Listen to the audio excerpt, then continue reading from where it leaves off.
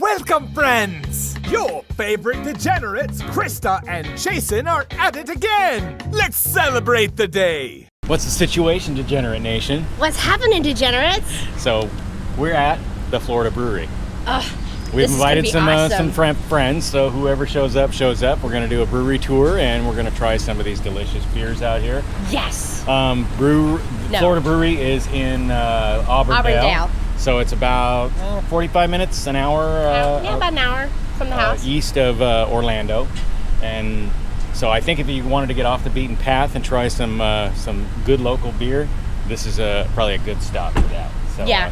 I think this is going to be an amazing event. We've already got a little bit of a sneak peek, and I hope you guys are as impressed as we are with this place. It's pretty cool so far. Just what I've seen, because we're sneaking around, because they don't open for another 10 minutes, but just what I've seen, I'm so excited. Yeah. So cool stories to be had. Yeah. We'll catch you later. Bye.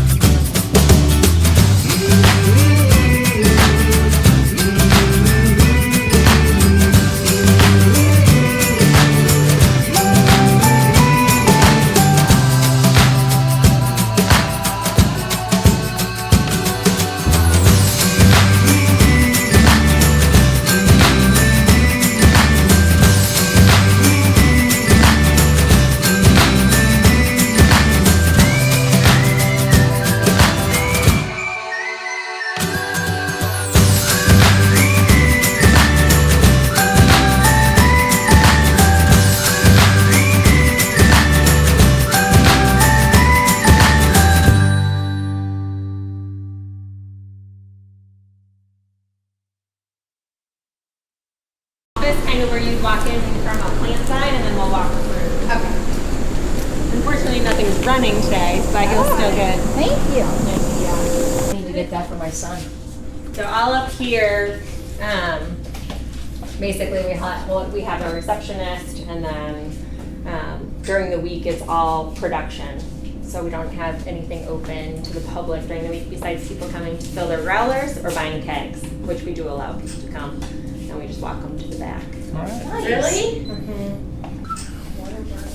Like I said, we are run by all women. So, Women. Okay, this place is getting better by the second. I told that's you. my office. That's the COO's office behind us.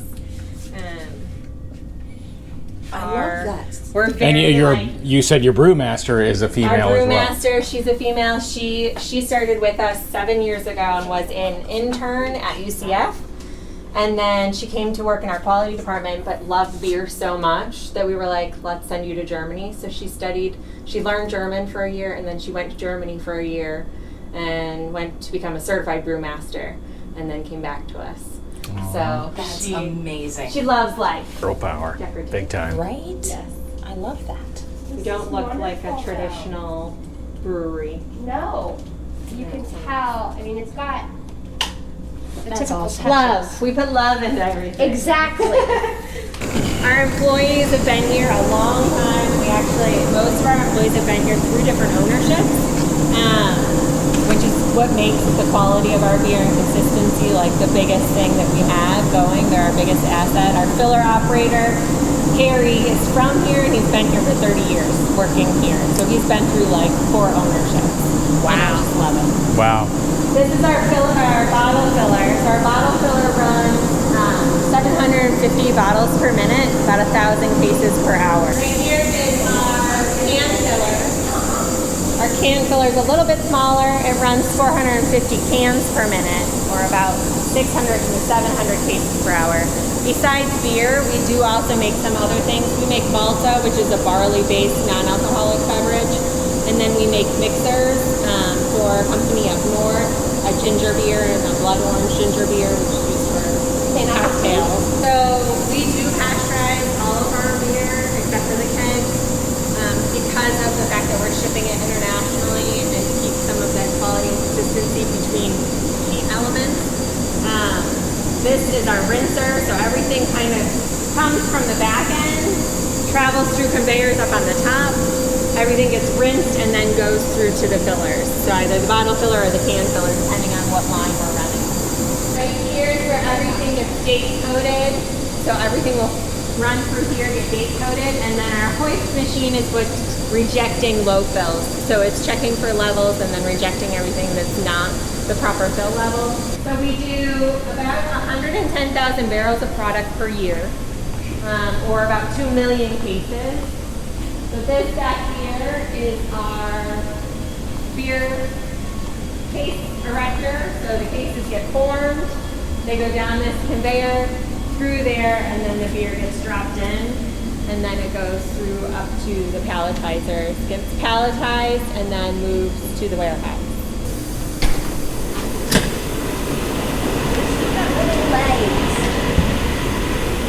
Okay, I'll just stand in here. That's much cooler. Oh, I like this room. I love this room so much. This is the best room ever. The yeast room's called it. So this is where our kegs are all stored. We do contract for J-Dabs, which is out of Sarasota. Yeah. We do all 4 of their cores. 100% of their core beers come from here, kegs and cans. J-Dub's good stuff. We formed kind of that partnership, and they do all of their wacky creative things out of their facility for their tap room. This is our filter room, so we have the ability to filter beer or not filter beer. Most of our beer is filtered. Now J-Dub, some of it is non-filtered for a purpose, like Belka. But we use a candle filter, so that's why if you look in here, you see there's these, they're called candles, but these metal things. And then we use a diatominous earth that we put into here. It has pressure around it, around all the candles, and then it filters the liquid to be pretty clear. We can use different sizes in order to get it a different level. We are definitely not an automated brewery. We're very semi-automated. We have a control room that handles the computer system of it, but when we're changing tanks and things like that, that's happening all at the swing panel. So they'll be using these to switch from tank to tank depending on what's hooked up. And then they all have sight glasses so we can see and make sure if we're flushing it with water first or CO2 before the liquid's going, they can see everything that's going on. And then in here's our yeast room. Love the smell of it. We are propagating passion wheat right now, which is the smell that you guys smell. Because it is a ale yeast, so it has that fruitier essence to it. We propagate all of our own yeast. So we're starting with a 1 liter liquid, or we start with paper yeast. For our parent Pilsner, we're using the original yeast from the parent. So it comes in a paper form, and then we're growing it from there into a 10 liter to a 30 hectoliter tank, and we're pitching it. For all of J-Dubs, we're doing 1 propagation. We're pitching it, and then we're ditching it because it holds too much of the flavor onto it. So it's that quality-wise, it's not that. Although I think this is my favorite room because not only is it cold, I'm going to have a yeast room at my house. We're going to use some of the yeast and the spent grain for some of the products that we're doing in the restaurant. Oh, that's cool. And right now, all of the yeast and spent grain is going out to a farm in exchange. We use our wastewater, goes out to a farm, gets sprinklered on the farm, and then we give all of the spent grain and the yeast to the cow. We kill off the yeast and give it to the cows. These are our kettles.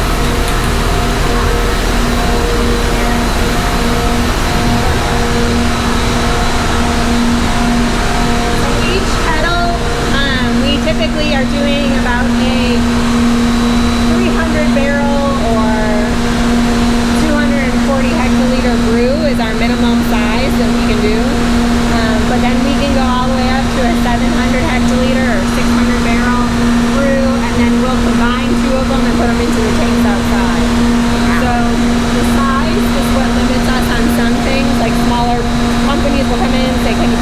through, but they're not at the size yet. So that's our lauter tun, and then that's our mash. All of our barley, most of our barley, the main barley that we use comes from Canada, so it gets railroaded down, and then the rail cars that are in the front of our building have barley in them. Then it gets suctioned and tight and big things over the building, goes up to our mill, which is on the ceiling. It's milled, weighed, and then dropped into the brewery. Wow. So Fresh. where it all starts is from a mashing standpoint, then it will move over there, Right. and then over to Mashed to lauter to boil.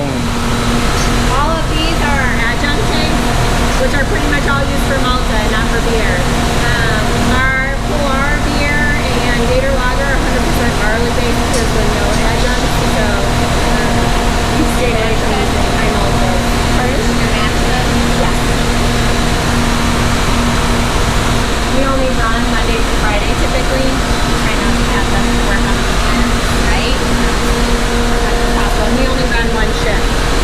We do it purposely. We actually have a lot of requests to grow, but from a work-life balance perspective, which is our biggest thing, we didn't want people to be working around the clock.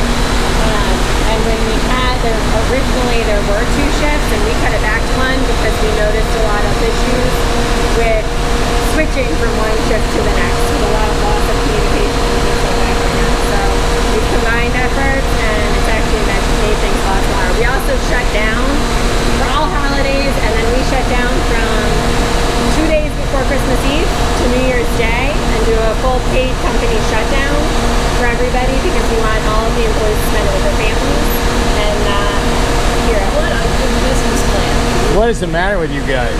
Happy employees make happy beer. Yes. So then out here is all of our tank farms. The first set of tanks are our cylindrical conical tanks, which is where all of the beer starts. So you can kind of see from the tags as we go down, all of them are filled with Pilsen right now. We got some major orders. Our beer's the #1 beer in Curacao, Ruben Bonaire, and they just put in like massive amounts for next month. We're going there in February. You'll see it. And then the next 2 rows, there's a set of 5 and then 6 are all of essentially our fermentation or bright beer tanks. They can be used interchangeably. All of them are ammonia and temperature controlled, so it doesn't matter which tank you use from that perspective. They all have low level sensors on them, so that's kind of how we know when to shut off the packaging line and when we're running it. So all of these feed from the outside to the inside of the packaging. So those tanks to our left are our wastewater tanks. So our farm, we have 3 truck drivers that basically take water all day back and forth to a farm. And none of our water goes to the city. I think back in the 70s, the owners were putting the water to the city, including the spent grains. And so they shut the pipe off to us because it was screwing up the system so bad. Whoops. Yeah. So, but it's worked out, and actually the way we do it is actually much more cost efficient than sending it to the city and having it processed. So, plus it keeps the grass really green out there and the cows are super happy, so it works out pretty good. We have food trucks every Friday and Saturday. All of them are pretty local food trucks. Now you said this was originally a person lived in the middle of the... Originally, the owner lived right in the house behind us, the Duncan family, and they lived here and brewed here, and they started craft beer before craft beer was cool in Florida. Right. So they didn't do so well with their craft beer, and it took a long time. I mean, they were doing... Gator Lager has been a brand since the 80s, but it stopped because once they sold it and it didn't sell, they moved on. And then G. Heilman, a much larger company, owned us for 3 years, sold it back to the original owners. The original owners then named it the Florida Brewery because it was the Duncan Brewery. And then from there, it just kind of... It went from beer to beer and Malta to then just Malta for a little while, and then back to beer and Malta now. So we're expanding the beer side of it now into the craft side, but that just started after Daniela came back from Germany. So it is still, like, she does tend to follow very German traditions when it comes to beer, But we have a assistant brewer who was a home brewer for 10 years who makes her get a little more creative.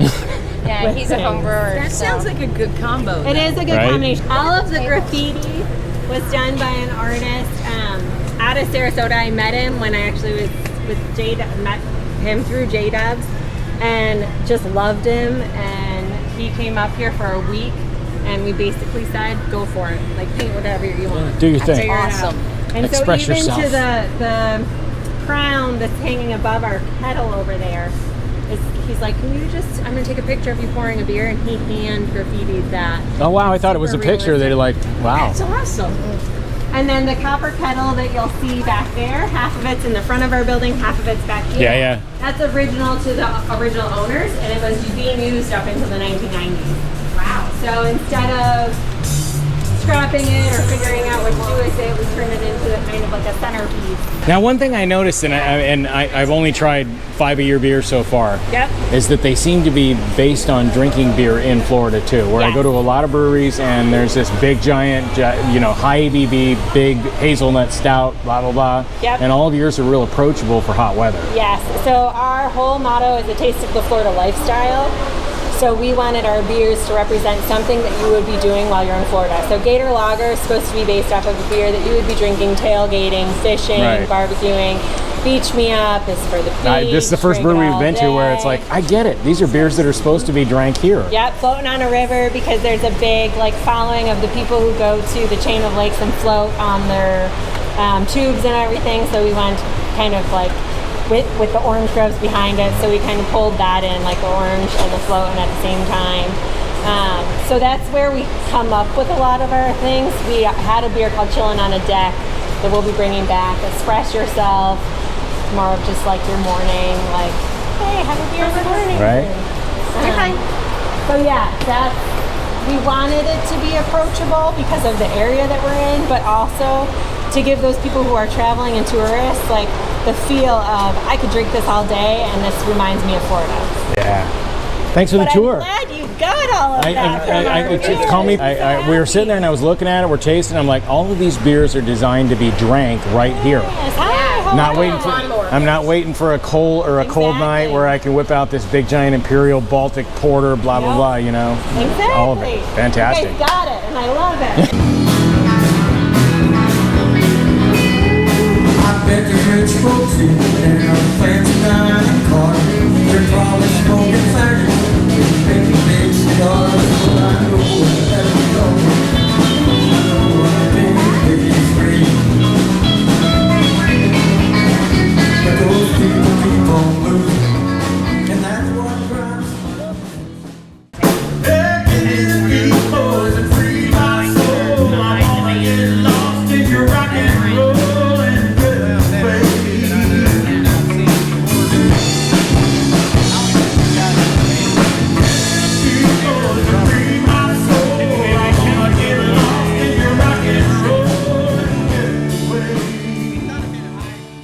What's up? All right, so we did the brewery tour. I had a chance to try 10 of their beers, little cups, and a few of the pints, the favorites. And one of the cool things about Florida Brewery is, like I mentioned before, is the beer that they brew is really it's for this environment. So a hot day, Florida day, where you can enjoy a beer and just chill out, connect. And you notice there was no TVs in the tap room anywhere else. There's no TVs to be found in here. It's because they want everybody to connect with each other. So sit down and have a conversation with everybody. Everywhere we look, nobody's got their cell phone out. Everybody's talking with each other. So it's this personal experience, right? What do you think about the Florida Brewery, Kristen? I am in love with this brewery. Number one, it's women-owned or women Girl operated. Power Central right here. This is Girl Power Central. The other thing that's amazing is this is where they actually brew the beer, but they're opening a second location in downtown Auburndale in the fall of this year, and it's going to be a restaurant, and all their beers are going to be on tap as well. So I'm really excited to come back in the fall and see that. I can't say enough about this place. The staff is amazing. The decor is. It's a cool setting. This is just really, really cool. And now we're getting ready to listen to a band. 10 beers I tried and all of them are good. Yeah, I'm totally content. Mayor?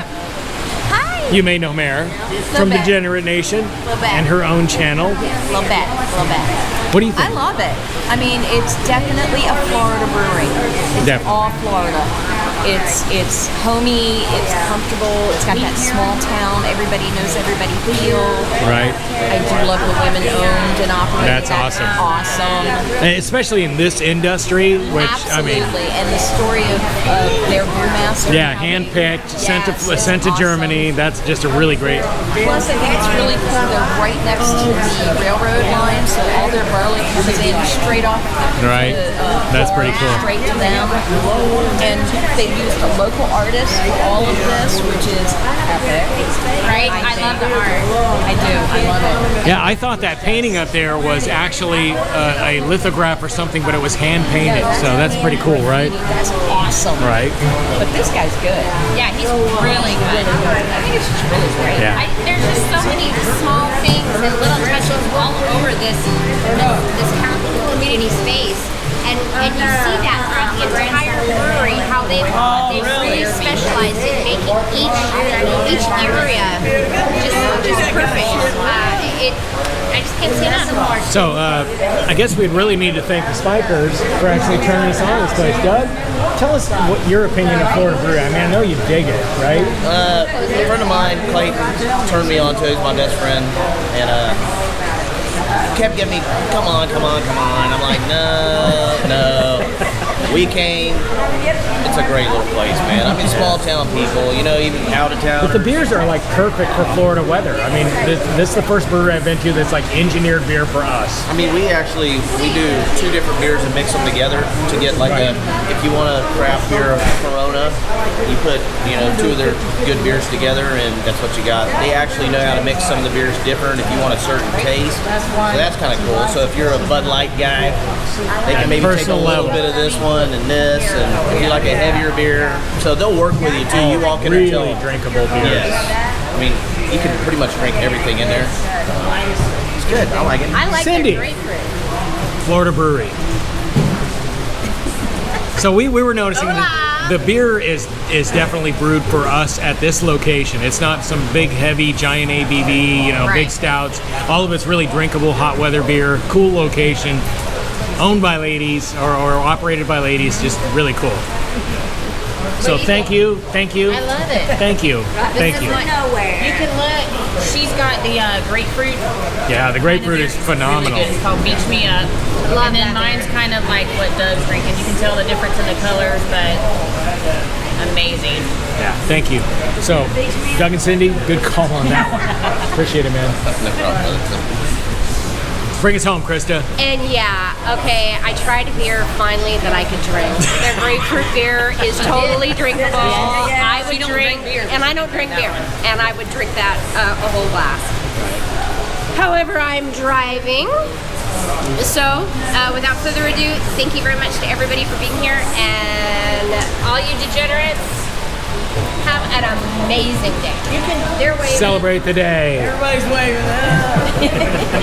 Have a funny day. Thanks for watching. Much love to our friends. Be the good in the world. Spread the love and go on an adventure. Please like, comment, and subscribe.